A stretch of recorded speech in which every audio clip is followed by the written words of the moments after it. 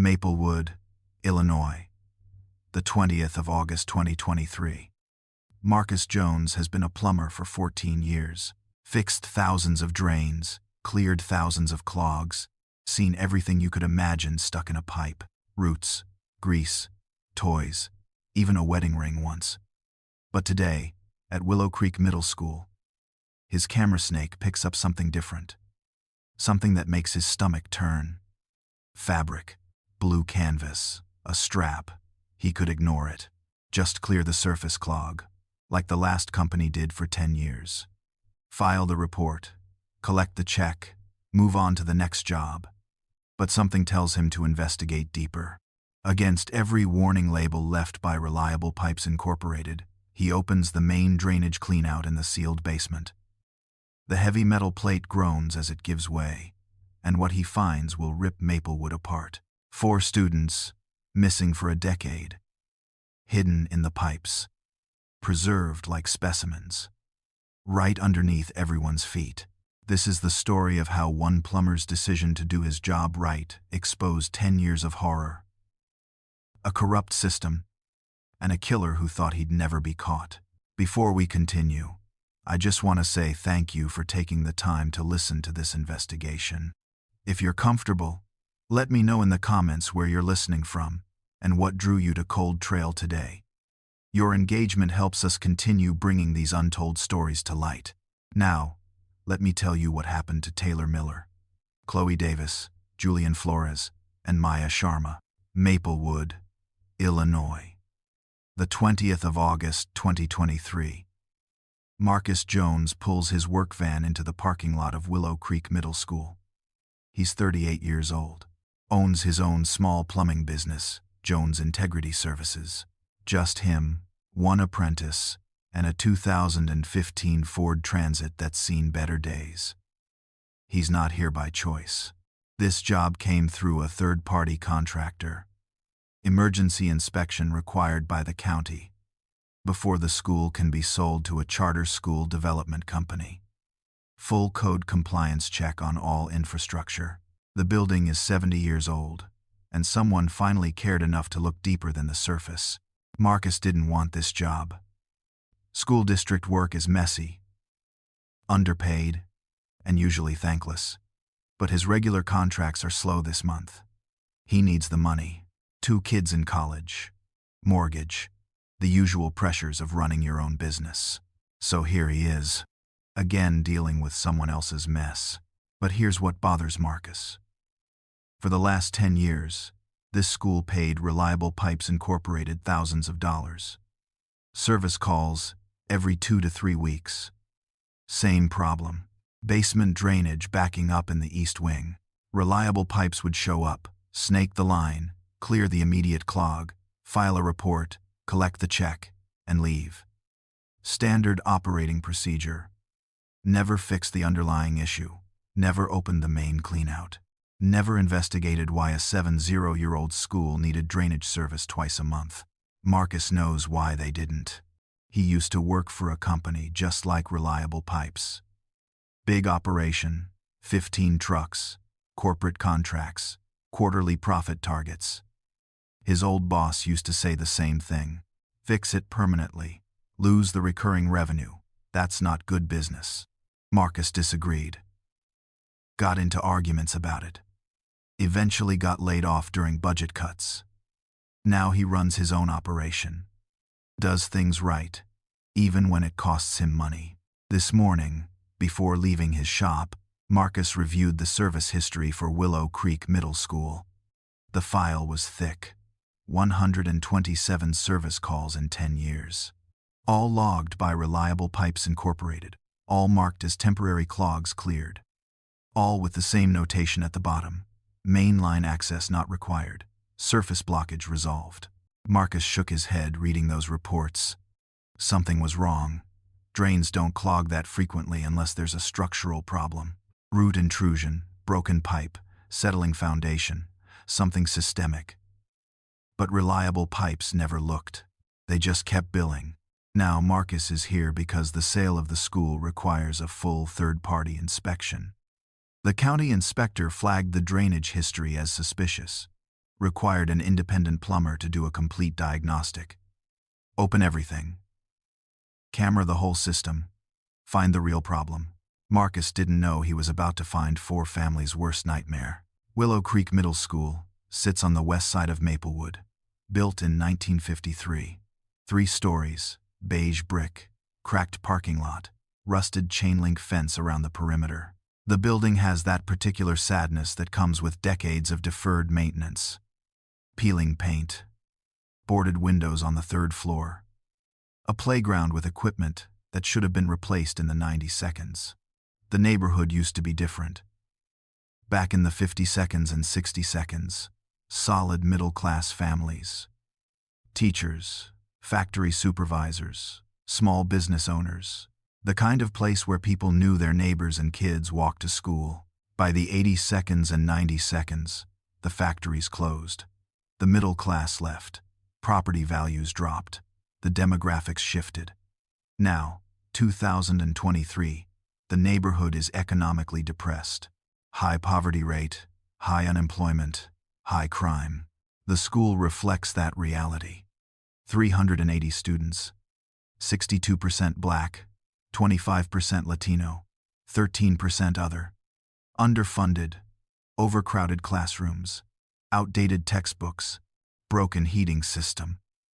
Roof that leaks when it rains hard. But the teachers try, the students try. Everyone does their best with what they have. It's not enough. It's never enough. And when kids go missing from schools like this, from neighborhoods like this, the system doesn't respond the same way. That's the truth no one wants to say out loud. Marcus walks into the main office.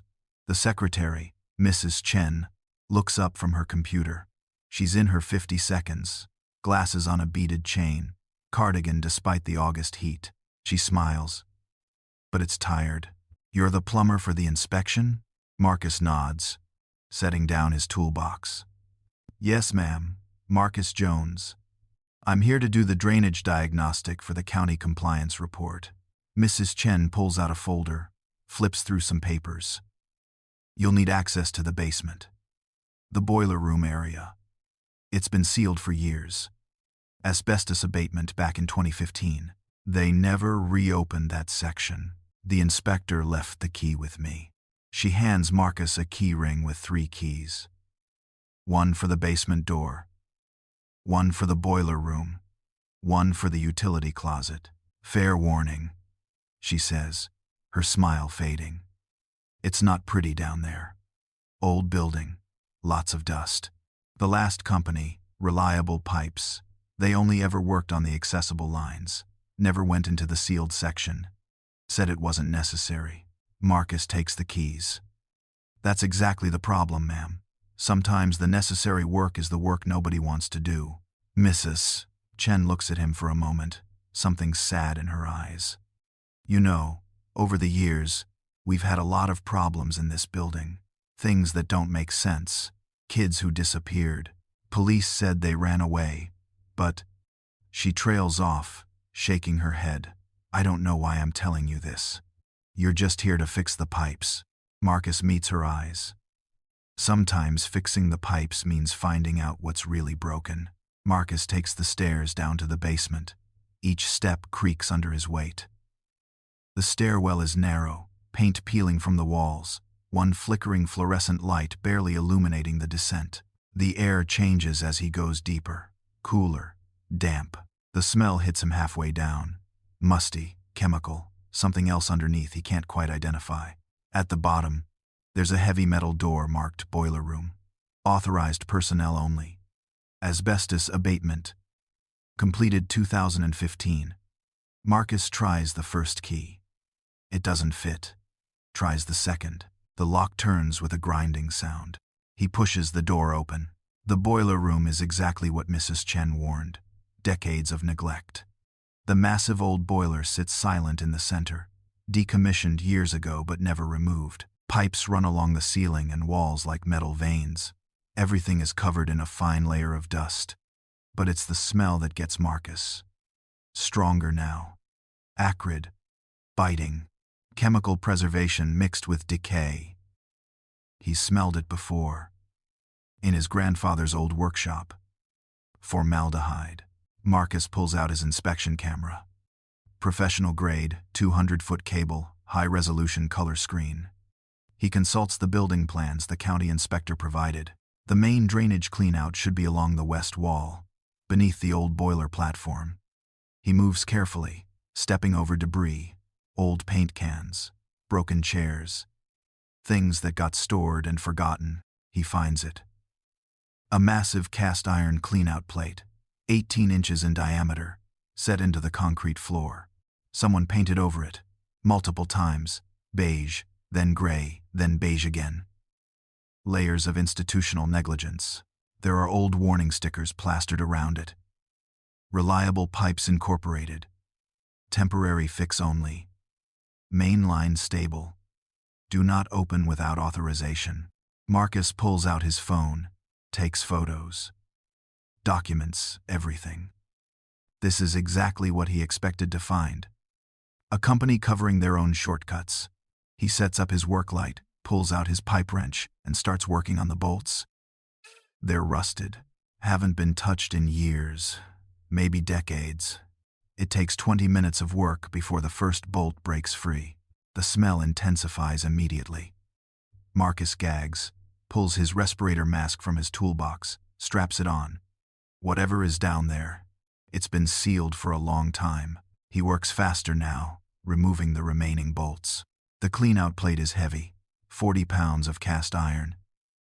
He sets it aside carefully. The opening revealed is dark, black. The smell pours out like something physical. Marcus aims his work light down into the pipe. The main line is larger than he expected. 24-inch diameter, commercial grade.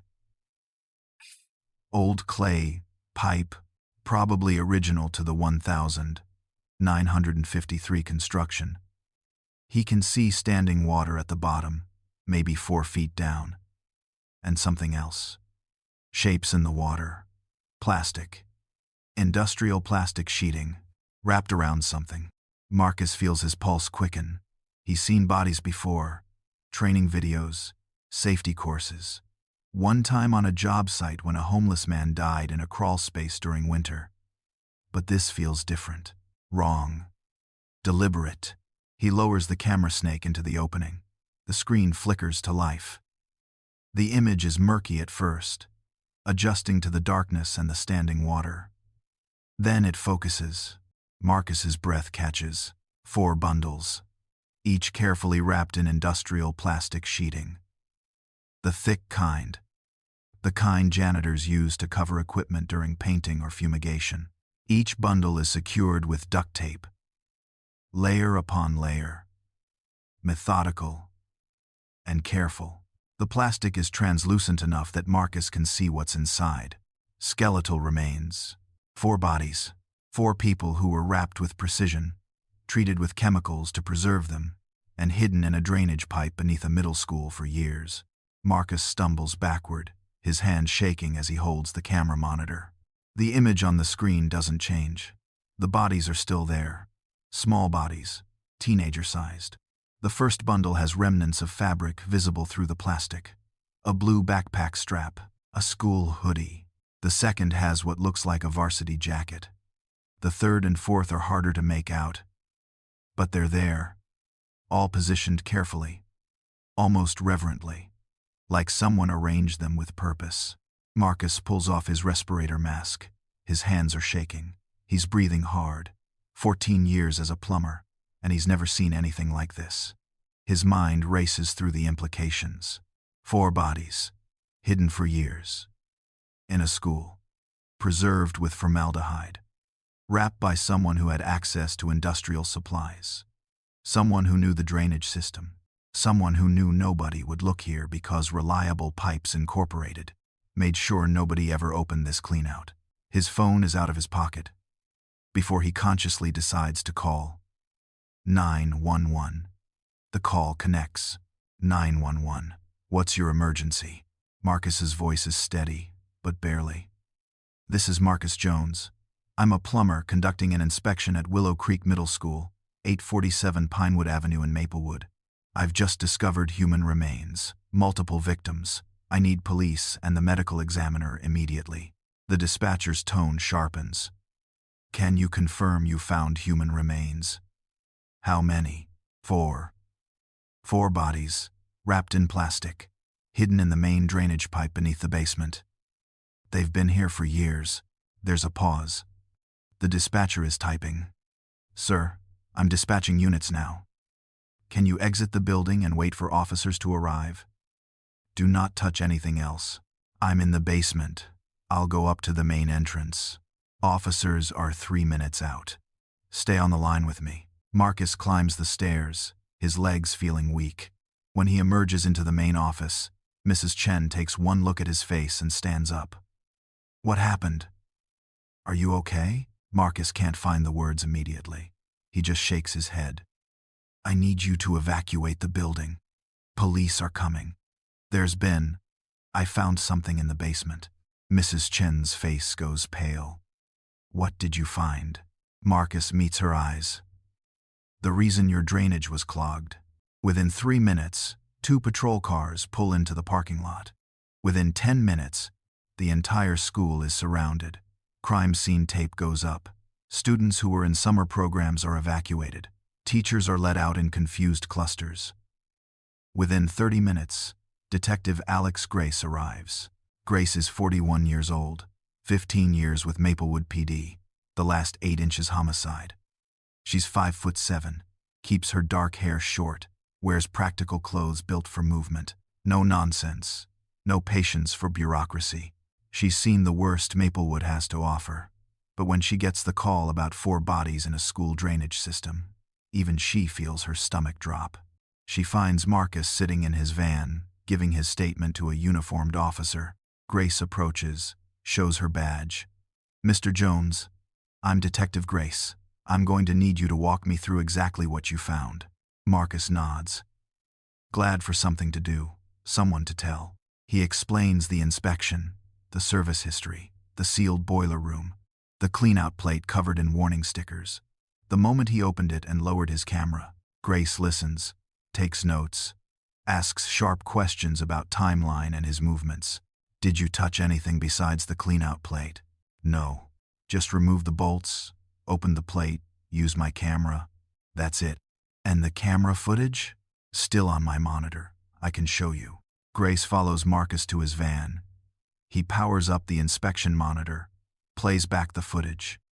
Grace watches the screen as the camera descends into the pipe. When the bodies come into focus, she doesn't flinch, but her jaw tightens. Industrial plastic sheeting, she says quietly. Duct tape. Methodical. This wasn't panic. This was planned. Marcus nods. Whoever did this, they knew nobody would look here. They knew the school paid reliable pipes to keep the main line closed. This was a hiding place built on systemic negligence. Grace looks at him with new respect. You're right, and you just exposed it. She closes the monitor, straightens up. I need you to stay available for follow-up questions. Don't talk to the press. Don't post about this online. Understood? Understood. Grace heads toward the school entrance, where the crime scene unit is setting up. She stops at the door, turns back. Mr. Jones? Thank you for opening that pipe. Most people wouldn't have. Marcus watches her disappear into the building. He sits in his van, hands still shaking, and thinks about Mrs. Chen's words. Kids who disappeared. Police said they ran away. He thinks about Reliable Pipes Incorporated and their 127 service calls that never fixed anything. He thinks about the 4 bundles wrapped in plastic, preserved like specimens, hidden in the dark for years while everyone above just kept living their lives. By the time Grace descends into the boiler room with the crime scene team, they've set up industrial lighting. The sealed basement is now bright as an operating room. The clean-out opening is surrounded by evidence markers. A forensic photographer is documenting everything. The medical examiner, Dr. Patricia Owens, is already suited up in protective gear. Grace approaches the opening, looks down. Even with the lights, it's disturbing. The plastic-wrapped bundles are visible now in stark detail. She can see small hands through the translucent sheeting. Skulls. Fabric. Personal effects. 4 lives ended and hidden like garbage in a pipe. Dr. Owens. What are we looking at? The medical examiner looks up from her preliminary examination, her face grim behind her face shield. 4 victims. Based on bone development, I'd estimate ages 13 to 16, all wrapped in plastic sheeting, secured with duct tape. The bodies have been treated with formaldehyde, or a similar preservative. That's why the chemical smell is so strong. Whoever did this wanted to prevent decomposition and odor. They wanted these bodies to stay hidden long-term. How long have they been here? That's going to require lab analysis. But based on degradation of the plastic and the state of the remains, I'd estimate the oldest has been here at least 8 to 10 years. The newest. She pauses, examining the 4th bundle. Maybe months. Maybe less than a year. Grace feels ice in her stomach. So this wasn't one incident. This was a pattern.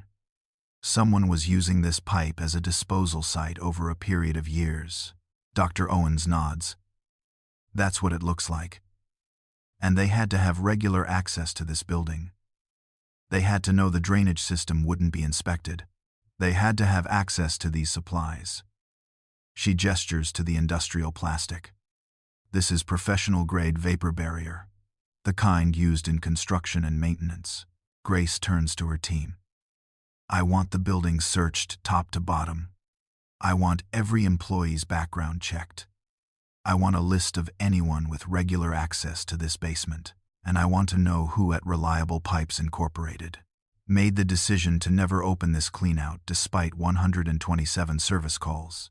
One of the officers approaches. Detective, there's someone trying to enter the building. He's demanding to know what's happening. Grace's instincts prickle. Where is he?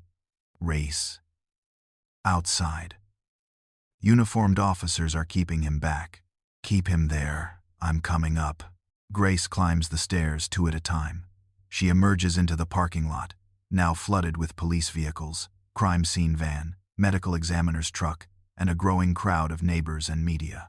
She spots the janitor immediately. He's standing at the police tape, talking to an officer. Late 50 seconds, gray hair, maintenance uniform, holding a mop bucket. Something about him is off. His tone is too calm, too casual. Grace approaches. Mr. Hayes, I'm Detective Grace. I need to ask you some questions. Leonard Hayes turns to face her. He has a weathered face, deep lines around his eyes, the look of someone who's worked physical labor for decades. But his eyes are sharp, alert. He smiles, and it doesn't reach his eyes. Of course, Detective. I heard there was some kind of emergency. I just came in to do my cleaning rounds. Is everything okay? Are the students safe? Grace studies him. When was the last time you were in the basement boiler room? Hayes doesn't hesitate. This morning. Actually, I was preparing the area for the inspection. The school board told me a plumber was coming. I wanted everything clean for him. Professional courtesy, you know. And what were you cleaning? Just the floors. Sweeping. Mopping. The area's been sealed for years, so it gets dusty. I wanted it to look presentable. Grace lets the silence stretch. Hayes doesn't fidget, doesn't look away. Most innocent people would be showing signs of stress right now, asking more questions, showing concern. Hayes just stands there, calm and patient. Mr. Hayes, how long have you worked at Willow Creek Middle School? 16 years. Came on in 2007. Right after my last job ended. Been here ever since. Reliable employee.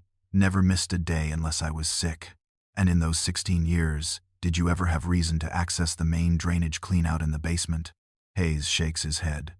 No, ma'am. That's plumber work.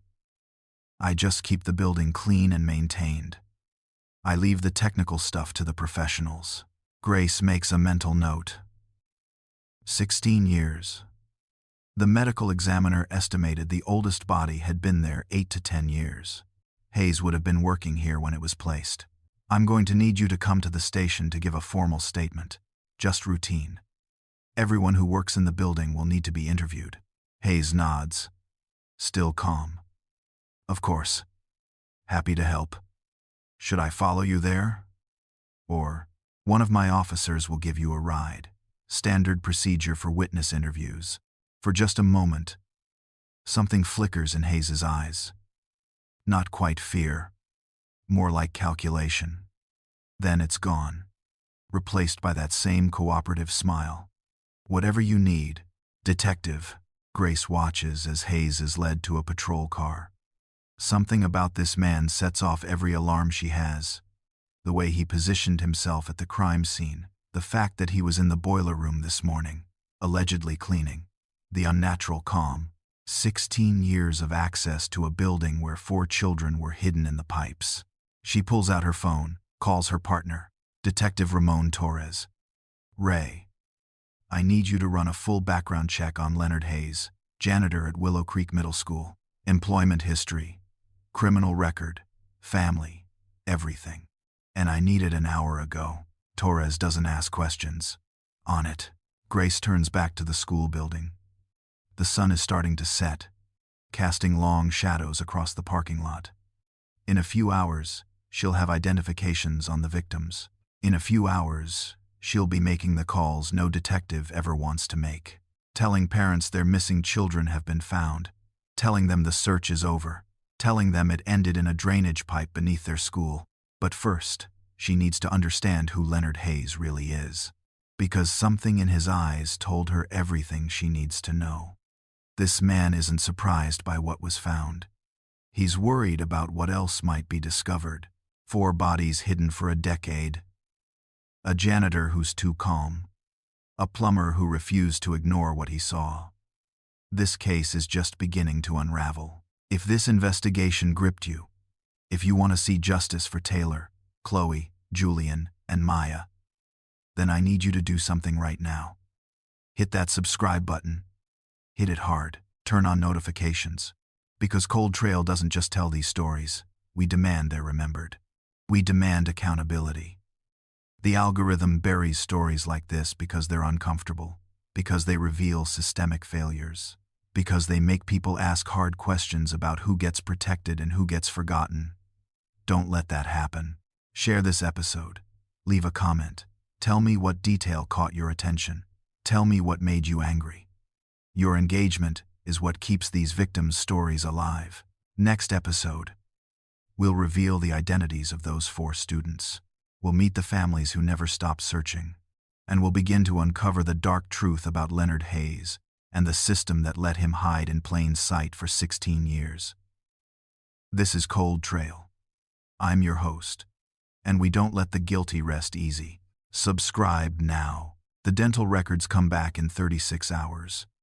Dr. Owens works through the night with her team, cataloging every detail from the 4 bodies. Detective Grace sits in her office, surrounded by missing persons files dating back 15 years. When the identifications are confirmed, she feels the weight of every failure in the system settle on her shoulders. Taylor Miller, age 14, disappeared, the 18th of June 2013. Last seen leaving Willow Creek Middle School after summer STEM program orientation. Police report filed by his mother, Carolyn Miller. Investigation lasted 2 weeks before the case was classified as a runaway.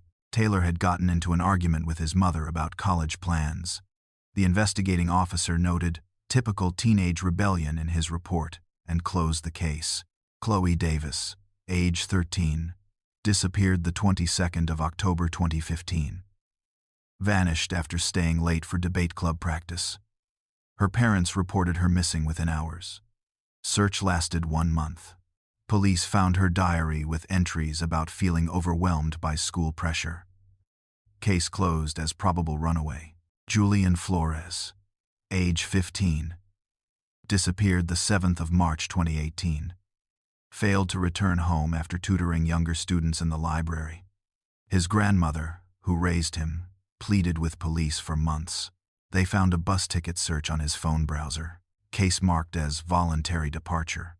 Maya Sharma, age 16, Disappeared the 14th of April 2023. Honor student, student council president, headed to state debate finals. Left school after practice. Never made it home. Most recent case. Still technically active. But even her investigation had stalled. Police theorized she ran away due to academic pressure from her immigrant parents. 4 missing children.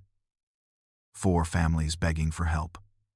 4 cases dismissed because the system decided these kids chose to leave. Grace reads every report, every dismissive note from detectives who didn't care enough to look deeper. She sees the pattern immediately. All high achievers. All from working-class families. All dismissed as runaways within weeks despite zero evidence they planned to leave. The hardest call is the first one. Carolyn Miller's number is still in the system from 2013. Grace dials, her hands steady despite the dread pooling in her stomach. 3 rings. 4, then a woman's voice, cautious and tired. "Hello, Miss Miller? This is Detective Alex Grace with Maplewood Police Department. I need to speak with you about your son, Taylor. Can I come to your home?" The silence on the other end stretches for 5 seconds. When Carolyn speaks again, her voice is barely a whisper. "You found him." "Yes, ma'am. I'd like to speak with you in person. I can be there in 20 minutes. Just tell me, is my baby alive?" Grace closes her eyes. "No, ma'am. I'm so sorry. Taylor is deceased. I need to come speak with you about what we've found." The sound that comes through the phone is something Grace will hear in her nightmares. Not a scream. Worse, a mother's grief condensed into a single, broken sob. Then silence. Then breathing. Then Carolyn's voice, hardened into something sharp and cold. "Come to my house. I want to hear every word you have to say."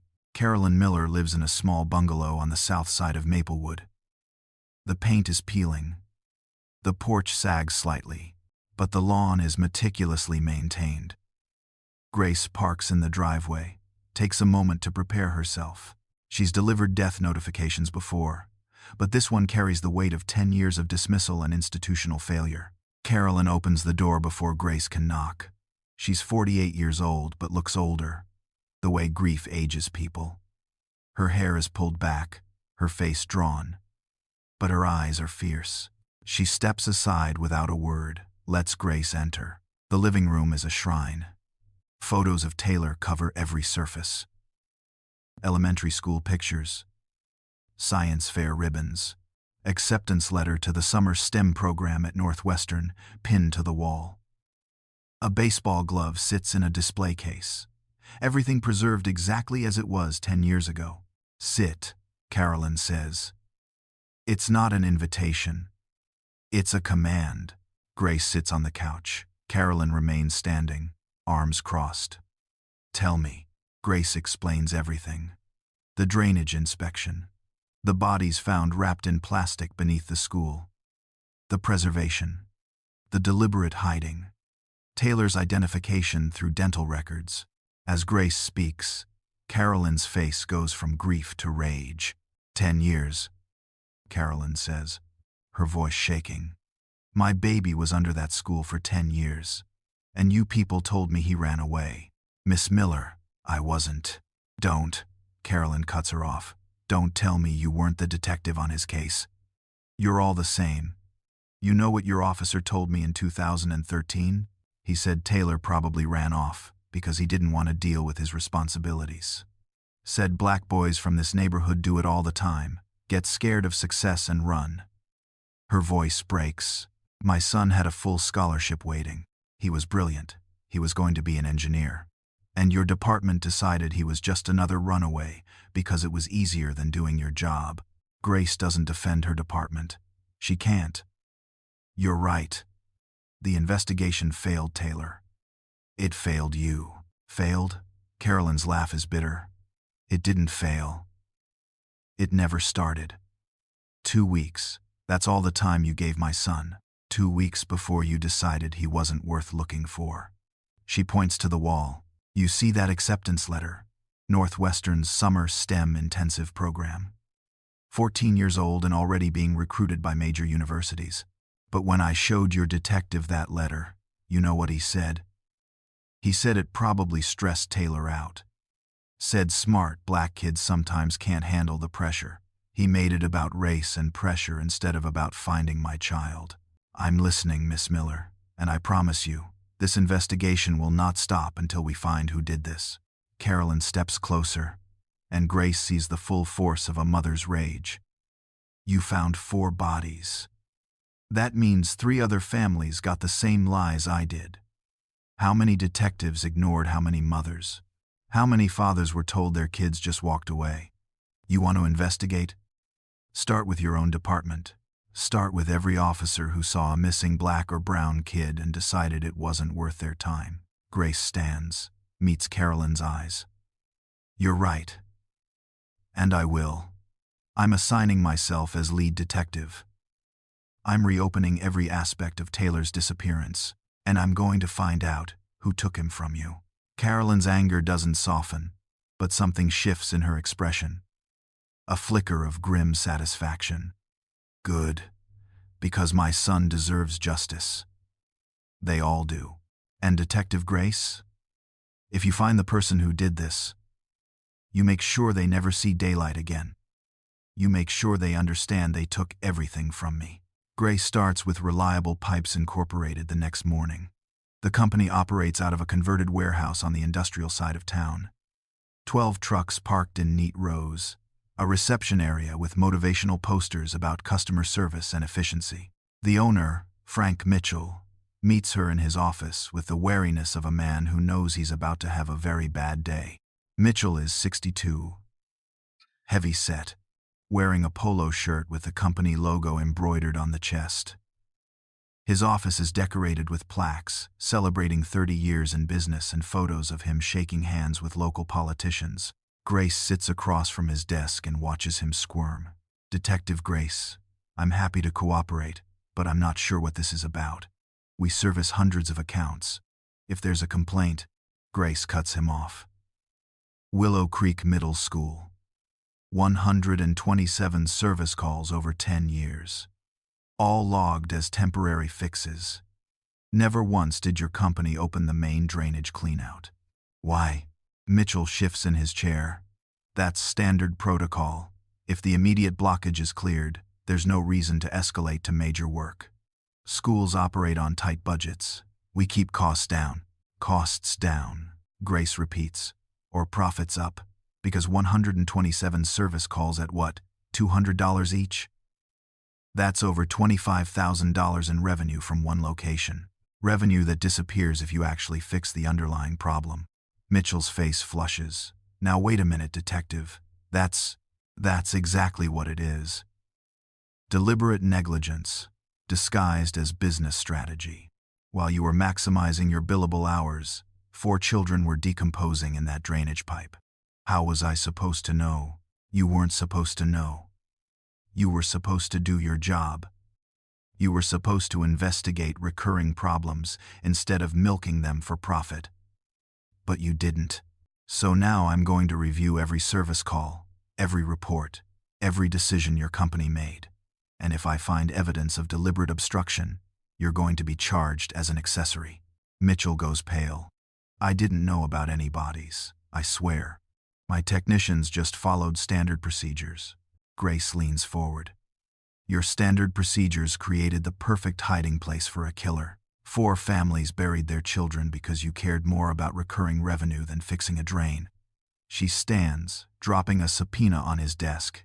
I want every service record, every technician's notes, every communication with the school. You have 48 hours. By the time Grace returns to Willow Creek Middle School, the crime scene unit has been working for 3 days straight. They've photographed every inch of the basement, cataloged every piece of evidence, mapped the entire drainage system. But it's Officer David Park who makes the critical discovery. Detective, Park's voice echoes up from the boiler room. You need to see this. Grace descends the stairs to find Park standing near the old boiler, pointing to the brick wall. There's a loose cinder block here, hidden behind the pipes. I almost missed it. Grace pulls on latex gloves, carefully works the block free. Behind it is a cavity in the wall, maybe 18 inches deep. Inside, she finds a collection of items that makes her blood run cold. 4 manila folders, each labeled with a name: Taylor Miller, Chloe Davis, Julian Flores, Maya Sharma. Grace opens the first folder. Inside are photocopies of Taylor's college application essays, his perfect SAT scores, letters of recommendation from teachers praising his brilliance. Someone had been collecting evidence of their victims' achievements. But it's the notebook at the bottom of the cavity that reveals everything. Bound in black leather, filled with tight, precise handwriting. Grace reads the first page and feels her stomach turn. It's a manifesto. Pages and pages detailing an ideology of racial resentment and hatred. The writer describes each victim by name, documenting their accomplishments with bitter contempt. These inferior replacements, one passage reads, are celebrated while true Americans are forgotten. They take opportunities meant for others. They rise where they don't belong. Someone must correct this imbalance. The handwriting is meticulous. Dated entries spanning from 2012 to 2023. Each victim's selection is documented, their schedules observed, their vulnerabilities noted, and at the end of each entry, a simple notation: removed, hidden, preserved as evidence of the disease. Grace flips to the last page. There's a name signed at the bottom in that same precise script: Leonard Hayes. Get me an arrest warrant, Grace says to Park, her voice hard. Now. Within 2 hours, Grace has a warrant and a tactical team. They find Leonard Hayes at his home. A small ranch house 10 minutes from the school.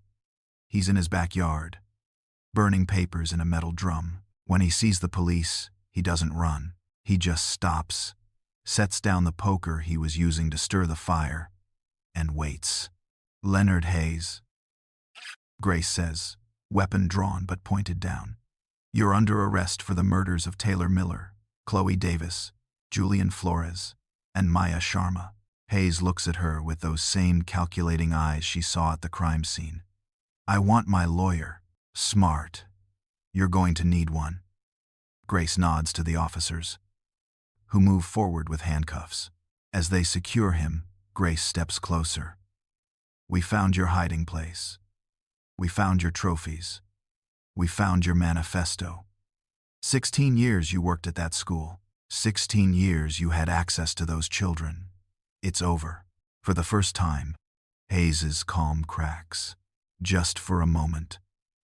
A flash of rage crosses his face, quick and violent. Then it's gone, replaced by cold silence. They lead him to the patrol car, and Grace watches as he's driven away. But even with Hayes in custody, she knows the investigation is just beginning. Because men like Leonard Hayes don't act alone in their hatred. They're created by systems that look away, by communities that enable, by institutions that fail to protect the vulnerable.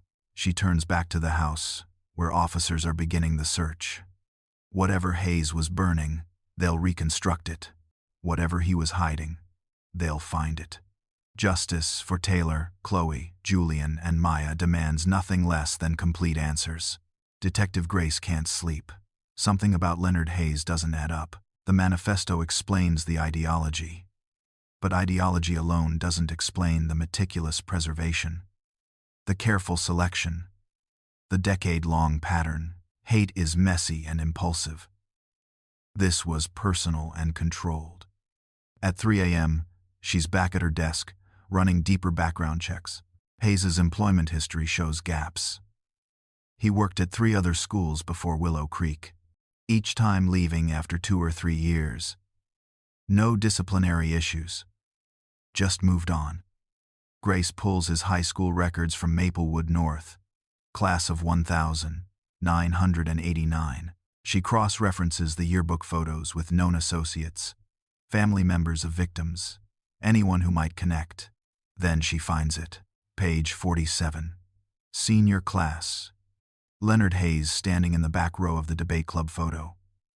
And 3 people to his left, smiling brightly. Carolyn Mitchell. Before she was Carolyn Miller. Before she had a son. Before everything fell apart. Grace drives to Carolyn's house as the sun rises. Carolyn answers in a bathrobe, confusion turning to alarm when she sees Grace's expression. What happened? Did you find something else? Did you know Leonard Hayes before your son disappeared? Carolyn's face goes blank. Then recognition floods in, followed by horror. Lenny. Oh God. Lenny Hayes. We dated in high school. Engaged for 6 months senior year. It was stupid. We were kids. I broke it off before graduation. Why? Carolyn's hands shake. He was controlling, possessive, angry about everything. He had these ideas about how the world owed him something, how people were replacing him. I told him I was going to college, that I wanted more than he could offer. He didn't take it well. Said I'd regret leaving him, that I'd come crawling back when real life hit me. I never saw him again after graduation. Cut all contact. Moved on. Met Taylor's father in college. Had my son. Built a life. She looks at Grace, tears streaming down her face. Are you telling me Lenny killed my baby because I left him 30 years ago? Grace doesn't answer directly. Instead, she makes a call to the medical examiner. Dr. Owens, I need a DNA comparison. Leonard Hayes and Taylor Miller. Check for paternal match. The results come back in 6 hours. Grace returns to Carolyn's house with a folder she wishes she didn't have to open. Carolyn knows before Grace says a word. Just tell me. Taylor was Leonard Hayes' biological son. The DNA is conclusive. The silence that follows is deafening. Carolyn sinks into a chair, her face cycling through shock, denial, and finally devastating understanding. I didn't know. I swear to God, I didn't know. Taylor's father, the man I thought was his father. We were together in college. I never. She stops, calculating dates.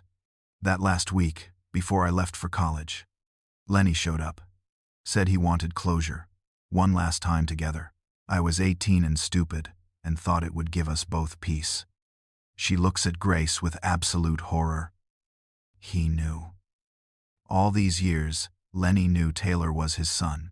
He watched him grow up at that school. Watched him succeed. Watched him become everything Lenny could never be, and he killed him for it. Grace nods slowly.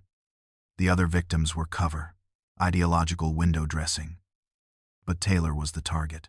Hayes killed his own son to punish you for rejecting him, for denying him the life he felt entitled to. The manifesto about eliminating threats and replacements, that was his justification for what was always about personal revenge. He took your brilliant son and hid him in the dark because you left him in the past.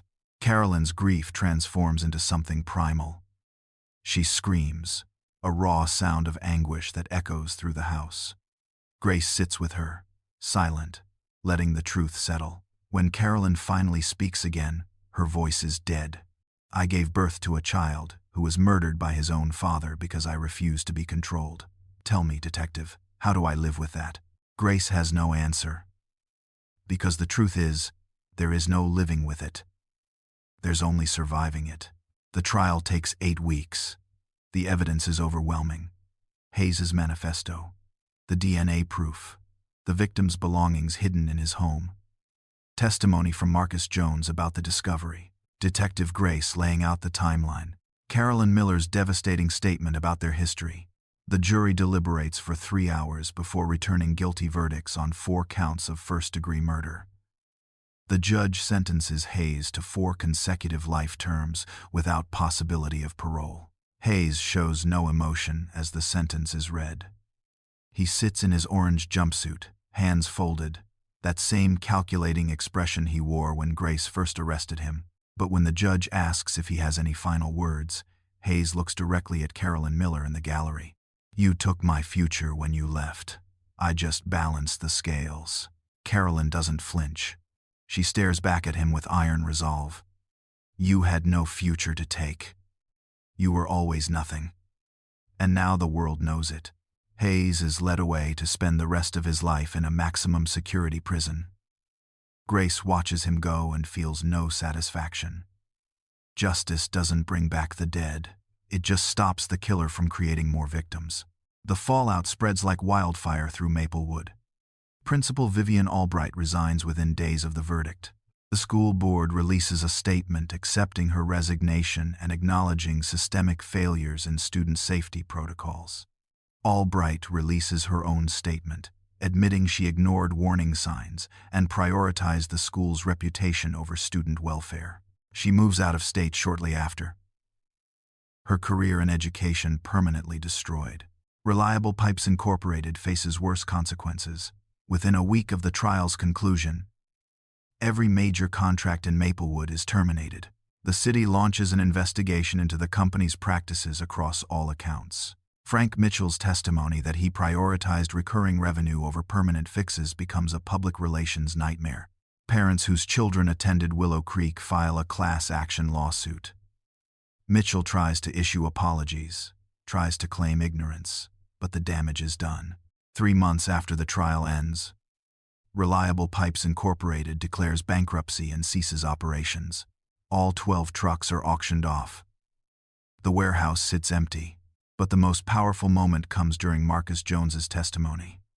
The prosecutor asks him why he opened the main cleanout when every other plumber had refused for 10 years. Marcus looks at the jury and speaks with quiet conviction. Because doing the job right isn't about what's profitable or convenient. It's about integrity. Those other plumbers knew something was wrong. They knew that drains shouldn't clog every 2 weeks. But they chose easy money over truth. I couldn't do that. I grew up being taught that shortcuts have consequences, that cutting corners means someone pays the price. I just never imagined the price would be 4 children's lives. He pauses, emotion cracking his professional demeanor. If I'd gotten that job 5 years earlier, maybe 3 of those kids would still be alive. That's something I'll carry forever. But at least by doing my job the way it should have been done, I stopped it from being 5 or 6 or more. The courtroom is silent. Several jurors are wiping tears. Carolyn Miller mouths thank you from her seat. Marcus nods to her, then steps down. After the trial, the Maplewood City Council offers Marcus a position as the lead inspector for the Public Works Department. His job: oversee all infrastructure inspections and ensure contractors prioritize safety over profit. Marcus accepts. His first action is implementing a policy requiring independent third-party inspections on any system with recurring maintenance issues. He names it the Taylor-Miller Accountability Act. 18 months after the discovery, Willow Creek Middle School officially closes. The building is too old, too damaged by scandal, too haunted by what happened beneath it. But the land doesn't go to developers. The community raises funds for something different, something permanent. The Miller Davis Flores Sharma Academy opens in a new building on the same site. Modern architecture, state-of-the-art facilities, fully funded by a combination of state grants, private donations, and the settlement money from the lawsuit against Reliable Pipes Incorporated. The old building is demolished, but a section of the original foundation is preserved as a memorial garden. 4 bronze statues stand in the garden, life-sized sculptures of Taylor, Chloe, Julian, and Maya, created from photographs and family descriptions. Each statue depicts the student as they were: Taylor holding a circuit board, Chloe with a debate trophy, Julian surrounded by children he tutored, Maya with a gavel from student council. Beneath each statue is a plaque with their names, dates, and a single line: stolen but not forgotten, silenced but still speaking. The dedication ceremony is quiet. No politicians making speeches, no media circus, just families, friends, community members, and the people who fought for justice. Carolyn Miller stands before Taylor's statue for a long time. She's brought his old baseball glove, worn leather and frayed stitching. She places it gently at the statue's feet, then touches the bronze face one last time. Detective Grace stands nearby, watching. She's been promoted to lieutenant, now oversees all major investigations in Maplewood. The case files for the 4 victims sit closed on her desk, marked solved. But she knows solved doesn't mean healed. Marcus Jones arrives late, straight from an inspection job. He's wearing his public works uniform now, city badge on his chest. He finds Grace near the memorial and stands beside her in silence. They watch as families place flowers, photos, and mementos around the statues. Seems like a lifetime ago, Marcus says. Opening that clean-out. Grace nods. In some ways it was. Everything changed. 4 kids got justice. That has to count for something. It does. Because of you. You could have snaked that drain and moved on like everyone before you, but you didn't. Marcus is quiet for a moment, watching Carolyn Miller embrace Chloe Davis's parents. My grandfather used to say the measure of a person isn't what they do when people are watching. It's what they do when no one would ever know the difference. I think about that a lot.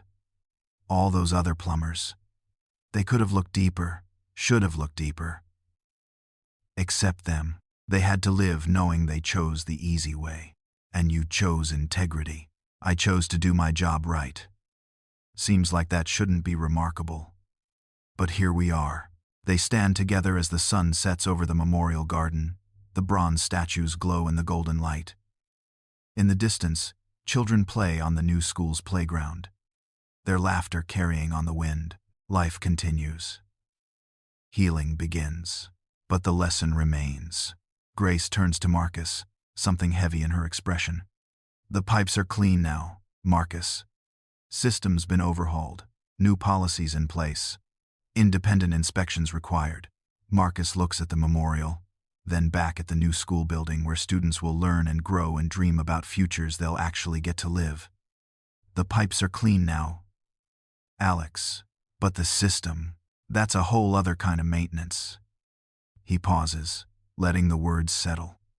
Because the thing about systems is, they're made of people, and people will always choose convenience over conscience if you let them. You have to keep watching, keep questioning, keep demanding integrity even when it's expensive and inconvenient and unprofitable. Grace nods slowly. Justice isn't a destination, it's a practice. Exactly. You have to keep practicing it. Every day. In the deepest, darkest places, nobody wants to look. That's where it matters most. That's where the Leonard Hayeses of the world hide. And that's where people like us have to be willing to go.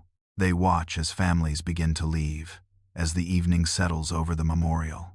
4 statues standing eternal watch. 4 lives remembered. 4 futures stolen, but now, finally, avenged. Not because the system worked, but because one person refused to look away. One person chose to go deeper. One person decided that integrity mattered more than convenience. And in the end, that made all the difference.